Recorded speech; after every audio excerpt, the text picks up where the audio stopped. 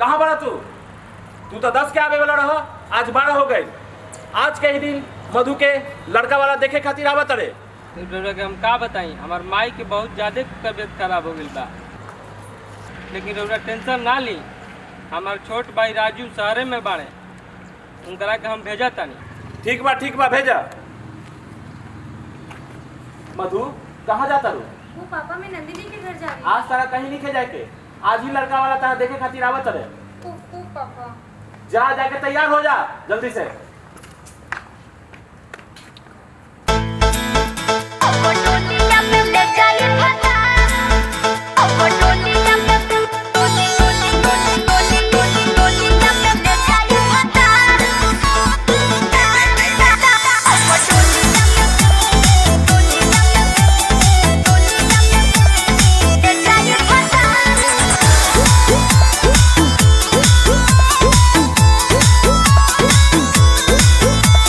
प्यार पर भरोसा नहीं यार कैलू, काहे इंतजार न हमार कैलू।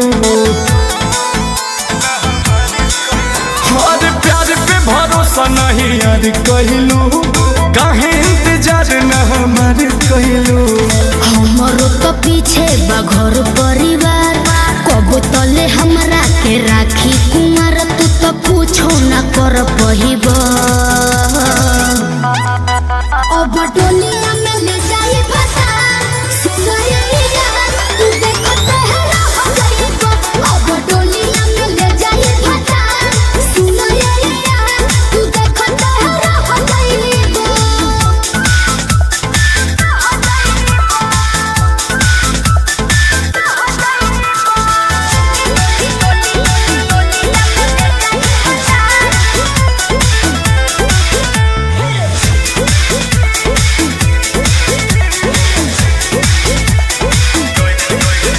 कैसे तू छोड़ के जैबू हो, चल जैबू हो।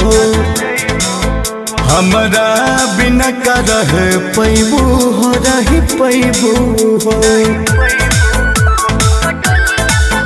कैसे तू छोड़ के जैबू हो, चल जैबू हो। हमरा बिना का रह पैबू हो, रह पैबू हो।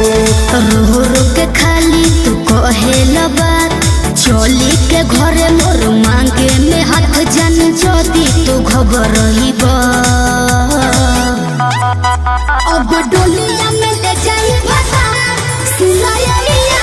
तू देखो तेरा हो जाएगा, अब डोलिया में ले जाई फसा सुनरिया। तू देखो तेरा हो जाएगा।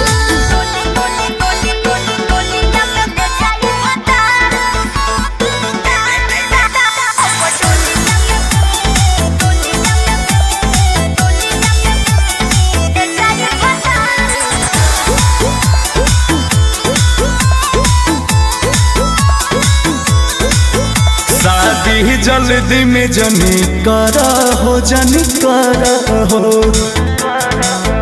अंकुश के बेट तनी करा हो, तनी करा हो।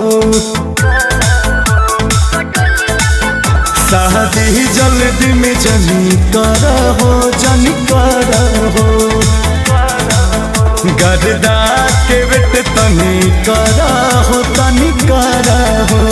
शादी के हमरो तो हो ही अफसोस, बाकी जाने हमें तोहारे हो ही दोस्त। जदि अब न समझ पहिबा,